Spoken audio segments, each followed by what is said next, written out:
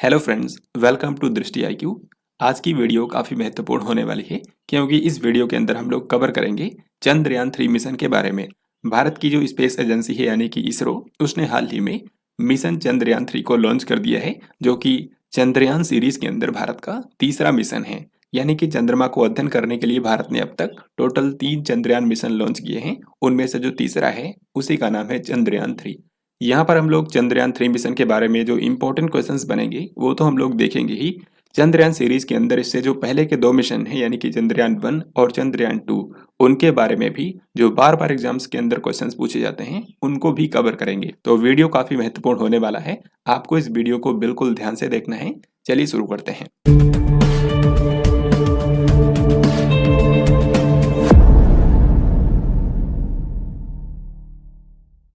तो यहाँ पर आपके सामने एक एक क्वेश्चन आएंगे। हर एक क्वेश्चन का आंसर आपको पहले खुद से सोचना है, क्योंकि इनके बारे में ऑलरेडी हो सकता है आपने सुना हो।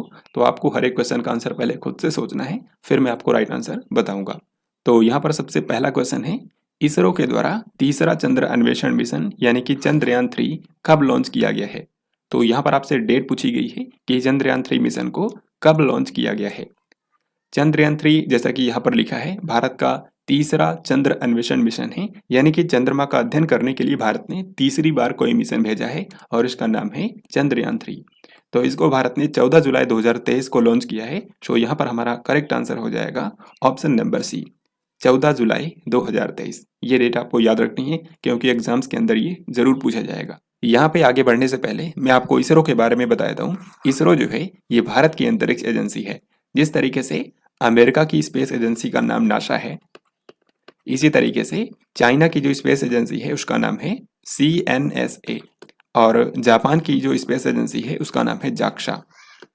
कुछ और आपको बताता हूँ, जैसे कि जो रसिया है, रसिया की स्पेस एजेंसी का नाम है रोसकॉस्मोस। तो इसी तरीके से भारत की भी अंतरिक्ष एजेंसी है जिसका नाम है इसरो, और इसी के द्वारा हाल ही में चंद्रयान 3 मिशन को लॉन्च किया गया है। इसरो का हेडक्वार्टर कहाँ पर है? इसरो का हेडक्वार्टर बेंगलुरु के अंदर है। कर्नाटक की राजधानी बेंगलुरु में इसका मुख्यालय है। और इसकी स्थापना कब हुई थी, कौन से सन में हुई थी? 1969 के अंदर। तो अभी के लिए आपको इसरो के बारे में इतनी चीजें याद रखनी है। अब हम लोग आगे बढ़ते हैं। चंद्रयान 3 से पहले इसरो ने कितने चंद्र अन्वेषण मिशन भेजे थे? यानी कि चंद्रमा का अध्ययन करने के लिए भारत ने चंद्रयान 3 से पहले कितने मिशन भेजे थे? तो बिल्कुल आसान सवाल है, भारत ने 2 मिशन भेजे थे। एक तो चंद्रयान 1 और दूसरा चंद्रयान 2। तो आइए इनके बारे में जानते हैं। आप देख सकते हैं चंद्रयान सीरीज के अंतर्गत भारत ने अब तक 3 मिशन भेजे हैं। सबसे पहला था चंद्रयान 1। अब इस चंद्रयान 1 के अंतर्गत एक ऑर्बिटर ही भेजा गया था। जैसा कि आप जानते हैं कि जो हमारी धरती है, हमारी धरती का एकमात्र नेचुरल सैटेलाइट है जिसको हम लोग चंद्रमा या फिर चांद बोलते हैं। तो चंद्रमा की जो अपनी कक्षा है, उसी कक्षा में इस ऑर्बिटर को भेजा गया था, ताकि इस ऑर्बिटर में रहकर ये चंद्रमा का चक्कर लगाता रहे और वहीं से ये चंद्रमा की स्टडी करे। तो चंद्रयान 1 मिशन के अंतर्गत सिर्फ एक ऑर्बिटर को भेजा गया था और इसने 312 दिनों तक काम किया। इसके बाद इससे संपर्क टूट गया था, तो यहाँ पर यह मिशन समाप्त हो जाता है। तो चंद्रयान 1 मिशन के अंदर एक ऑर्बिटर को भेजा गया था। इसकी लॉन्चिंग डेट तक कब थी? 22 अक्टूबर सन 2008। ये एग्जाम्स के अंदर बार बार पूछी जाती है कि कब इसको लॉन्च किया गया था। 22 अक्टूबर सन 2008 को। और इसके लिए जो रॉकेट इस्तेमाल किया गया था उसका नाम था PSLV C11, जहाँ पे PSLV का मतलब है पोलर सैटेलाइट लॉन्च व्हीकल। तो polar satellite launch vehicle C11 से इसको लॉन्च किया गया था। चंद्रयान 1 के बाद यहाँ पर आप देख सकते हैं चंद्रयान 1 के 11 सालों के बाद दूसरा मिशन लॉन्च किया जाता है जिसको बोलते हैं चंद्रयान 2, और इसको 22 जुलाई सन 2019 को लॉन्च किया गया। इसके लिए जो रॉकेट इस्तेमाल किया गया था उसका नाम था GSLV Mark 3, यानी कि geosynchronous satellite launch vehicle. Geosynchronous satellite launch vehicle MK3 के जरिए चंद्रयान 2 को लॉन्च किया गया। चंद्रयान 2 मिशन में 3 चीजें थी। एक तो ऑर्बिटर था, फिर दूसरा था लैंडर और तीसरा था रोवर। जो ऑर्बिटर है वो तो आज भी काम कर रहा है, यानी कि ऑपरेशनल है, और लगभग इसरो ने बताया था कि 7 साल तक ये काम करता रहेगा। लेकिन इसमें जो लैंडर भेजा गया था वो चंद्रमा पर उसकी सॉफ्ट लैंडिंग नहीं हो पाई और वो क्रैश हो गया। तो इस तरीके से लैंडर के अंदर ही रोवर था और रोवर भी यहाँ पर क्रैश हो गया था। लैंडर का नाम था, यहाँ पर आपसे पूछा जाता है, लैंडर का नाम था विक्रम, जो कि विक्रम साराभाई के नाम पर है, और रोवर जो था उसका नाम था प्रज्ञान, जिसका मतलब होता है विजडम यानी कि ज्ञान। तो रोवर और लैंडर जो है वो चंद्रमा की सतह पर क्रैश हो गए थे, और इस तरीके से ये जो मिशन है ये आंशिक रूप से सफल रहा था, क्योंकि इसका ऑर्बिटर आज भी काम कर रहा है। तो अब जो चंद्रयान 2 मिशन था, इसका आगे वाला जो मिशन है चंद्रयान 3, उसको 4 साल के अंदर ही आप देख सकते हैं लॉन्च कर दिया गया है। 2019 में चंद्रयान 2 और अभी 2023 के अंदर चंद्रयान 3 को भी लॉन्च कर दिया गया है। हमारे चंद्रयान 3 मिशन के अंतर्गत 3 चीजें हैं। एक तो है प्रोपल्सन मॉड्यूल, दूसरा है लैंडर और तीसरा है रोवर। क्योंकि पिछली बार लैंडर और रोवर चंद्रमा पर लैंड नहीं कर पाए थे, इसी बार लैंडर को इस बार फिर से भेजा गया है, और लैंडर के अंदर ही रोवर भी है, और नाम इनका भी वही है। पिछला जो था यानी कि लैंडर का नाम है विक्रम और रोवर का नाम है प्रज्ञान। चंद्रयान 3 मिशन में आप देख सकते हैं ऑर्बिटर नहीं है, ऑर्बिटर की जगह पर प्रोपल्सन मॉड्यूल यहाँ पर भेजा गया है, क्योंकि ऑर्बिटर ऑलरेडी जो है चंद्रयान 2 का अभी भी काम कर रहा है। तो 14 जुलाई 2023 को इसरो ने चंद्रयान 3 मिशन को लॉन्च किया है, और इसको लॉन्च करने के लिए जो रॉकेट इस्तेमाल किया गया है उसका नाम है LVM-3M4। LVM-3M4, यहाँ पे LVM-3 का मतलब है लॉन्च व्हीकल मार्क 3। तो ये वही रॉकेट है जो कि पिछले चंद्रयान 2 को लॉन्च करने के लिए इस्तेमाल किया गया था। हालांकि अब इसका नाम बदल कर दिया गया था LVM-3। पहले इसको GSLV मार्क 3 बोलते थे, अब इसको LVM-3 बोलते हैं। इसी को मीडिया में बाहुबली के नाम से भी जाना जाता है, बाहुबली रॉकेट। तो चंद्रयान 3 मिशन लॉन्च हो चुका है। अब हम लोग इस पर क्वेश्चंस कवर करने वाले हैं MCQ के रूप में। आगे बढ़ते हैं। तो यहाँ पर अगला सवाल है, इसरो द्वारा पहला चंद्र अन्वेषण मिशन यानी कि चंद्रयान 1 कब लॉन्च किया गया था? तो चंद्रयान 1 जो मिशन था उसको 2008 में लॉन्च किया गया था। एग्जैक्टली डेट आपसे पूछी जाए तो 22 अक्टूबर सन 2008। और इसमें जो रॉकेट इस्तेमाल किया गया था उसका नाम था PSLV-C11। PSLV-C11। चंद्रयान 1 मिशन की लॉन्चिंग के टाइम पर जो इसरो के अध्यक्ष थे उनका नाम था जी माधवन नायर। ये भी कई बार एग्जाम्स के अंदर पूछा जाता है, जी माधवन नायर। ये मैंने यहाँ पर लिखा था, शायद आपको बताया नहीं मैंने, तो मैं आपको बताया था। आप देख सकते हैं चंद्रयान 1 मिशन की लॉन्चिंग के टाइम पर जो इसरो के अध्यक्ष थे उनका नाम था जी माधवन नायर। चंद्रयान 2 की लॉन्चिंग के टाइम पर जो इसरो के अध्यक्ष थे उनका नाम था के शिवान। और चंद्रयान 3 के टाइम पर हैं अभी के समय एस सोमनाथ। तो अभी के समय हमारे इसरो के अध्यक्ष कौन है? एस सोमनाथ। तो ये देखिए PSLV-C11 जो है उसके जरिए 22 अक्टूबर सन 2008 को पहला मिशन लॉन्च किया गया था, जिसमें आप यहाँ पर देख सकते हैं सिर्फ एक ऑर्बिटर को भेजा गया था।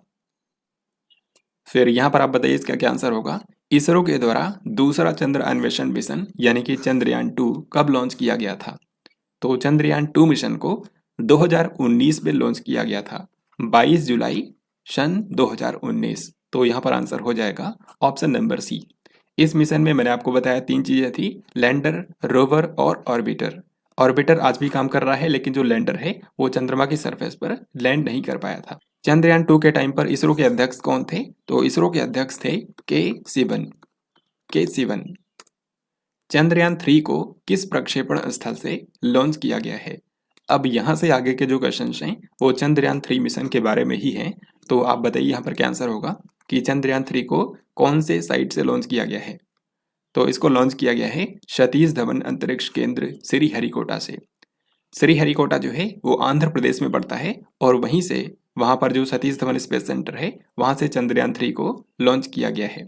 और एक चीज आपसे ये भी पूछ सकते हैं कि जो श्रीहरिकोटा है ये आंध्र प्रदेश के किस जिले में पड़ता है?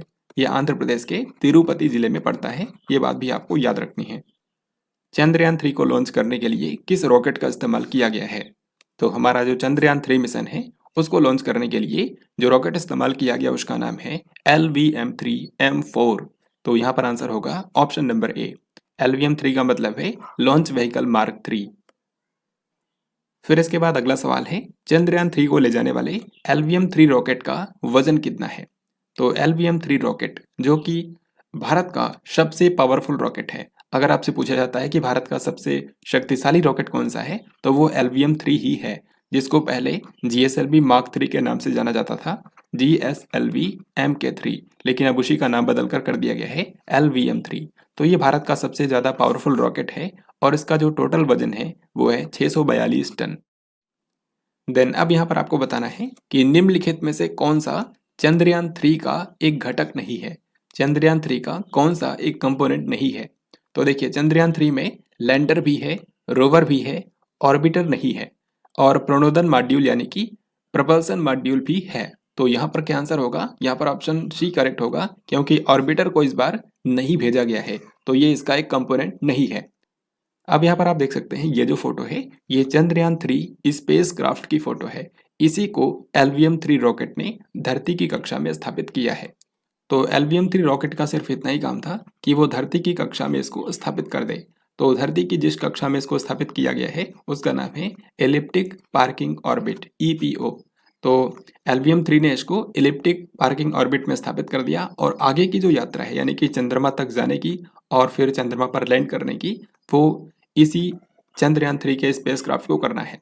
इसमें मोटा मोटा आप देखें तो दो मॉड्यूल हैं, दो इसके मेन हिस्से हैं। एक तो ये ऊपर वाला हिस्सा जिसको बोलते हैं लैंडर मॉड्यूल और इसके नीचे वाला हिस्सा जिसको बोलते हैं प्रोपल्सन मॉड्यूल। तो प्रोपल्सन मॉड्यूल का काम मैं आपको बताता हूँ। प्रोपल्सन मॉड्यूल क्या करेगा, जो चंद्रयान 3 का पूरा स्पेसक्राफ्ट है इसको धरती की कक्षा से आगे ले जा करके चंद्रमा की कक्षा में ये ले जाएगा। धरती की कक्षा से चंद्रमा तक, चंद्रमा की जो ऑर्बिट है वहां तक ले जाने का काम करेगा प्रोपल्सन मॉड्यूल। तो ये चंद्रमा की 100 किलोमीटर की जो ऑर्बिट है उसी के अंदर ले जा करके इसको स्थापित कर देगा। फिर प्रोपल्सन मॉड्यूल जो है वो लैंडर मॉड्यूल से अलग हो जाएगा। फिर लैंडर मॉड्यूल फिर आगे का काम करेगा यानी कि ये चंद्रमा पर लैंड करेगा। तो लैंडर मॉड्यूल के अंदर ही दो हिस्से हैं, एक तो है रोवर और दूसरा है लैंडर। तो यहाँ पर आप फोटो में देखिए ये जो ऊपर का है ये लैंडर है और इसी के अंदर रोवर भी रखा गया है जो कि चंद्रमा पर लैंड करने के बाद रोवर जो है इसमें से बाहर निकलेगा और चंद्रमा की सरफेस पर चलना शुरू करेगा। अब यहाँ पर मैं आपको एक फोटो के जरिए दिखाता हूँ कि किस तरीके से चंद्रयान 3 के जो 3 कंपोनेंट्स हैं ये आपस में काम करेंगे और धरती तक डेटा पहुंचाएंगे। तो आप देख सकते हैं चंद्रयान 3 जो है वो चंद्रयान 3 का जो लैंडर है वो जब चंद्रमा की सरफेस पर लैंड करेगा और उसके बाद रोवर जो है उससे निकल करके बाहर आएगा तो रोवर जो है वही चंद्रमा की सरफेस पर चलना शुरू करेगा और वो चंद्रमा की सरफेस से डेटा जुटाएगा। तो वहाँ से जो डेटा है वो पहले ये लैंडर को देगा, लैंडर फिर प्रोपल्सन मॉड्यूल को देगा। जो प्रोपल्सन मॉड्यूल जो है मैंने आपको बताया था कि चंद्रमा की 100 किलोमीटर की ऑर्बिट में चंद्रमा का चक्कर लगाता रहेगा। तो लैंडर जो है वो डेटा देगा प्रोपल्सन मॉड्यूल को और फिर प्रोपल्सन मॉड्यूल से ये जो डेटा है ये जाएगा इंडियन डीप स्पेस नेटवर्क के पास में और हम तक जानकारी ये पहुंच पाएगी। तो इस तरीके से ये जो तीनों हिस्से हैं वो काम करेंगे। यहाँ पर आप देख सकते हैं पूरे चंद्रयान 3 मिशन का पाथ इसमें दिखाया गया है। जैसे कि सबसे पहले रॉकेट के द्वारा जो चंद्रयान 3 का स्पेसक्राफ्ट है उसको धरती की ऑर्बिट में इंजेक्ट कर दिया गया, इसको स्थापित कर दिया गया। अब आगे का जो रास्ता है वो इसी पूरे इंटीग्रेटेड मॉड्यूल को कवर करना है। तो ये जो है पहले शुरुआत में धरती का चक्कर लगाता रहेगा, हर बार जो धरती की इसके जो चक्कर लगाने की ऑर्बिट है वो बढ़ती जाएगी। बाद में फिर ये चंद्रमा की ऑर्बिट में ये पहुंच जाएगा। चंद्रमा की ऑर्बिट में ये फिर से चक्कर लगाता रहेगा और इस बार जो ऑर्बिट है वो छोटी होती जाएगी ताकि क्योंकि इसको चंद्रमा पर लैंड करना है। तो जब 100 किलोमीटर की ऑर्बिट में ये पहुंच जाएगा तो वहां से जो इसमें प्रोपल्सन मॉड्यूल है वो लैंडर मॉड्यूल से अलग हो जाएगा। अब लैंडर मॉड्यूल जो है वो आगे फिर चंद्रमा पर लैंड करेगा। तो चंद्रमा पर कहाँ पर लैंड करेगा ये भी आपसे पूछ सकते हैं। चंद्रमा पर साउथ पोल पर इसको लैंड करना है, साउथ पोल पर इसको लैंड करना है और चंद्रमा के दक्षिणी ध्रुव पर लैंड करने वाला भारत जो है वो दुनिया का पहला देश बन जाएगा। क्योंकि इससे पहले जो 3 देश चंद्रमा पर लैंड कर चुके हैं यानी कि अमेरिका, रूस और चीन, वो उनमें से किसी ने भी साउथ पोल पर लैंडिंग नहीं की थी। तो ये बात भी आपको याद रखनी है। फिर अगला सवाल है चंद्रयान 3 का कुल द्रव्यमान कितना है। चंद्रयान 3 का जो स्पेसक्राफ्ट है, जो इंटीग्रेटेड मॉड्यूल है जिसमें लैंडर मॉड्यूल और प्रोपल्सन मॉड्यूल है, उनका कुल मिलाकर के द्रव्यमान कितना है, वजन कितना है, तो वो है 3900 किलोग्राम। तो करेक्ट आंसर होगा ऑप्शन ए यानी कि 3.9 टन। अब इसमें मैंने आपको बताया था कि प्रोपल्सन मॉड्यूल भी है और लैंडर मॉड्यूल भी है। तो 3900 किलोग्राम में से प्रोपल्सन मॉड्यूल यानी कि ये जो नीचे का हिस्सा है इसका वजन ही 2148 किलोग्राम है और लैंडर मॉड्यूल जो ऊपर का हिस्सा है इसका वजन है 1752 किलोग्राम, जिसमें रोवर का भी वेट शामिल है। रोवर का अकेले का वजन है 26 किलोग्राम। तो ये सारी बातें आपको याद रखनी है। अब हम लोग आगे बढ़ते हैं। यहाँ पे आप फोटो में देख सकते हैं ये चंद्रयान 3 स्पेसक्राफ्ट का पूरा इंटीग्रेटेड मॉड्यूल है जिसमें सभी को एक साथ दिखाया गया है, और ये अलग से दिखाया गया है, ये लैंडर मॉड्यूल, ये प्रोपल्सन मॉड्यूल। देन इसके बाद अगला सवाल है, चंद्रयान 3 मिशन में लैंडर का नाम क्या है? तो लैंडर जो कि चंद्रमा की सरफेस पर लैंड करेगा, इसका नाम है विक्रम, जिसका नाम विक्रम साराभाई के नाम पर रखा गया है। तो हमारा आंसर होगा ऑप्शन नंबर बी। आप सभी जानते हैं कि जो विक्रम साराभाई हैं उन्हीं को भारत के अंतरिक्ष कार्यक्रमों का जनक कहा जाता है, और विक्रम साराभाई ही इसरो के पहले अध्यक्ष भी बने थे। ये बात भी आपको याद रखनी है। तो यहाँ पर आप देख सकते हैं, ये है लैंडर की फोटो। लैंडर में 4 लेग्स हैं, यहाँ पर आप देख सकते हैं, और इसमें कई तरह के उपकरण भी लगाए गए हैं जो कि आगे मैं आपको बताऊंगा। पीछे भी एक लेग है, तो 4 इसमें लेग हैं। चंद्रयान 3 मिशन में रोवर का नाम क्या है? तो चंद्रयान 3 मिशन में जो रोवर है उसका नाम है प्रज्ञान। तो यहाँ पर हमारा आंसर होगा ऑप्शन नंबर बी। प्रज्ञान का मतलब है विजडम। यहाँ पर आप देख सकते हैं, ये रोवर है। पहले तो ये आप देखिए, ये है लैंडर। तो लैंडर जब लैंड कर जाएगा तो इसमें इस तरीके से रैंप के जरिए जो रोवर है उसको चंद्रमा की सरफेस पर उतारा जाएगा। चंद्रमा की सतह पर उतारने के बाद ये फिर आगे चलना शुरू करेगा। यहाँ पर आप इसकी फोटो देख सकते हैं। इसमें टोटल 6 पहिए हैं। चंद्रयान 3 में कितने पेलोड हैं? पेलोड बेसिकली उपकरण होते हैं। जब कोई भी मिशन, अंतरिक्ष मिशन लॉन्च किया जाता है तो उसके ऊपर जो उपकरण लगाए जाते हैं उन्हीं को पेलोड बोला जाता है, जिसके जरिए अलग अलग चीज़ों की स्टडी की जाती है। तो चंद्रयान 3 में टोटल 7 पेलोड लगाए गए हैं। तो हमारा आंसर है ऑप्शन नंबर डी। मैंने आपको बताया कि चंद्रयान 3 के 3 हिस्से हैं। एक तो है लैंडर, दूसरा है रोवर, और तीसरा है प्रोपल्सन मॉड्यूल। तो लैंडर जो है, लैंडर के ऊपर 4 उपकरण लगाए गए हैं, यानी कि 4 पेलोड लगाए गए हैं जो कि अलग अलग चीज़ों का अध्ययन करेंगे। इसी तरीके से जो रोवर है, रोवर के ऊपर 2 पेलोड रखे गए हैं, और जो प्रोपल्सन मॉड्यूल है उसके ऊपर सिर्फ 1 पेलोड लगाया गया है। तो इसी तरीके से टोटल 7 पेलोड रखे गए हैं। यहाँ पर आप इन सभी के नाम भी देख सकते हैं, जैसे कि लैंडर के ऊपर 4 पेलोड रखे गए हैं, रंभा, चास्ते, इल्सा और एलआरए। रोवर के ऊपर जो 2 रखे गए हैं उनका नाम है एपीएक्सएस और एलआईबीएस। प्रोपल्सन मॉड्यूल के ऊपर शेप नाम का एक जो पेलोड है वो लगाया गया है। तो इन सभी के काम क्या हैं वो अभी मैं आपको बताऊंगा। तो यहाँ पर पूछा गया है कि चंद्रमा पर भूकंपीय गतिविधियों का मापन करने के लिए लैंडर पर कौन सा पेलोड लगाया गया है? तो जिस तरीके से धरती पर जो भूकंप आते हैं उनको हम लोग बोलते हैं अर्थक्वेक्स, इसी तरीके से चंद्रमा पर जब कंपन होता है तो उसको बोला जाता है मूनक्वेक्स, या फिर उसको हम लोग बोल सकते हैं चंद्रकंप।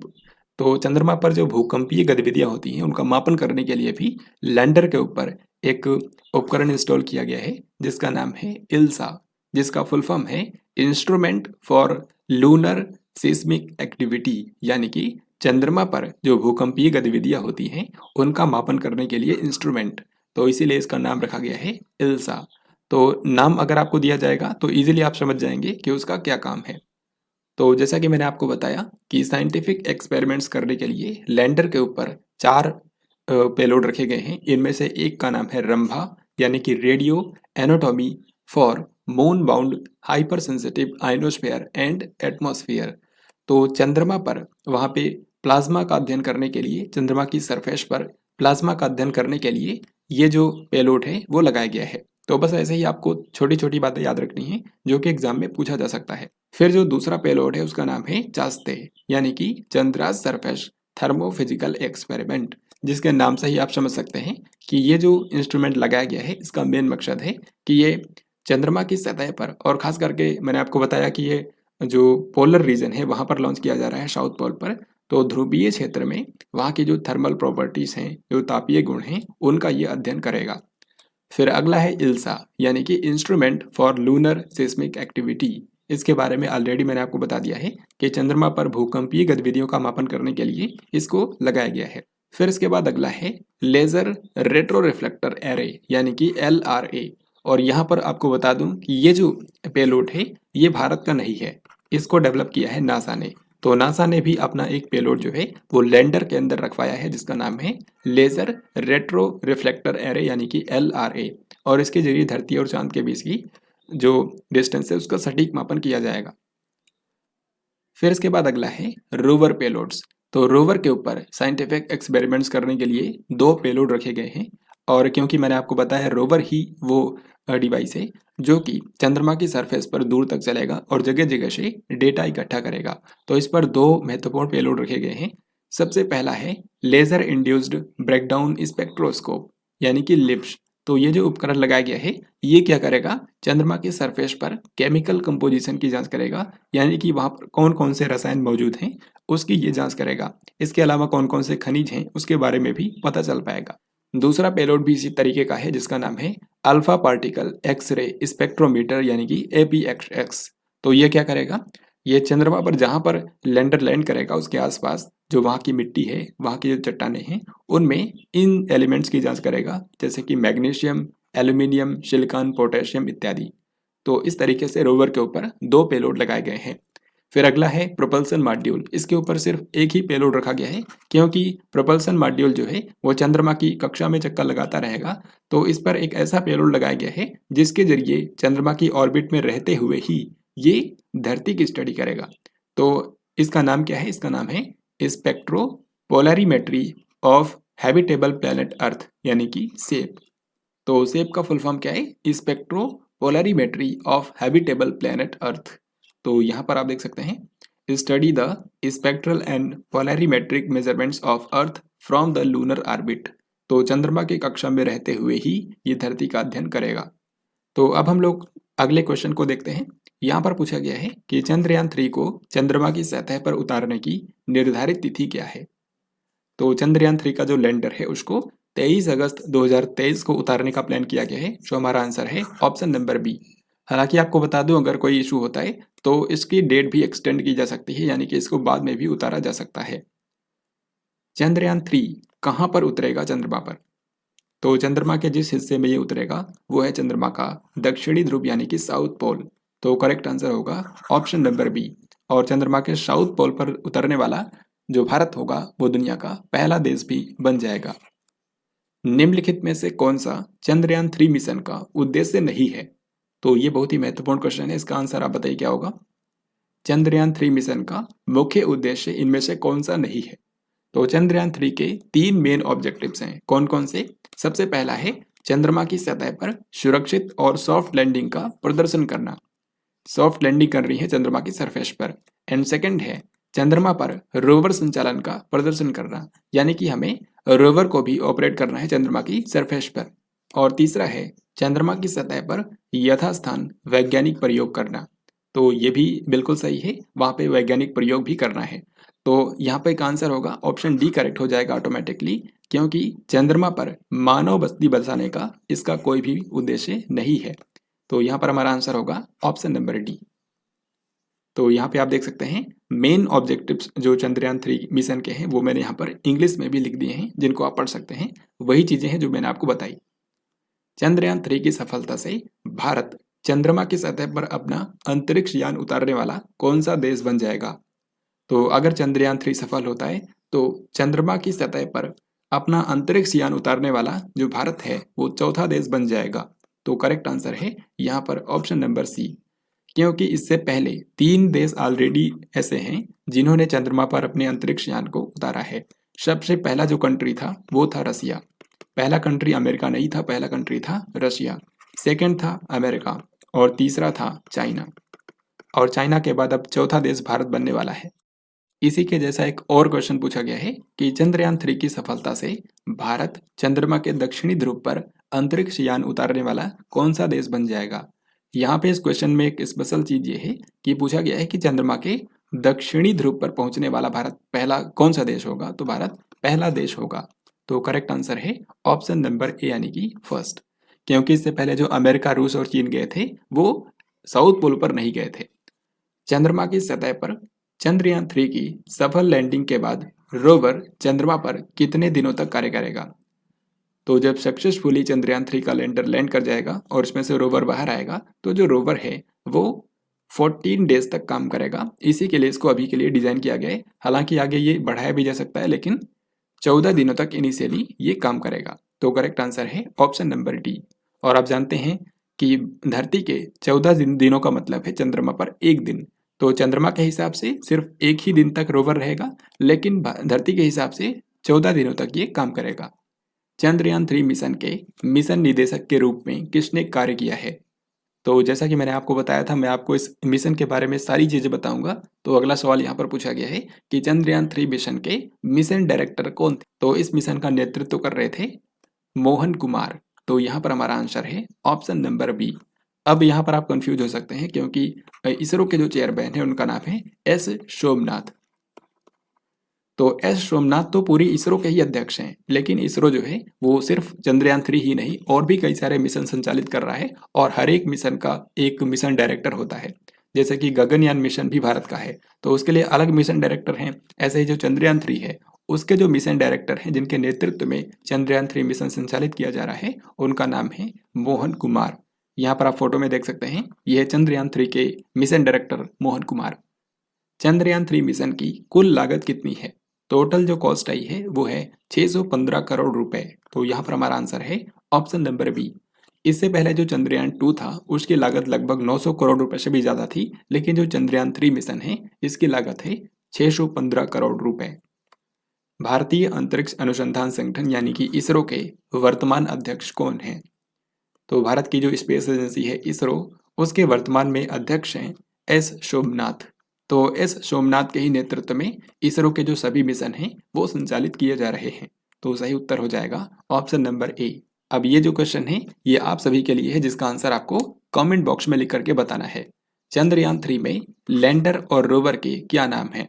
लैंडर और रोवर का नाम आपको कमेंट बॉक्स में लिख करके बताना है।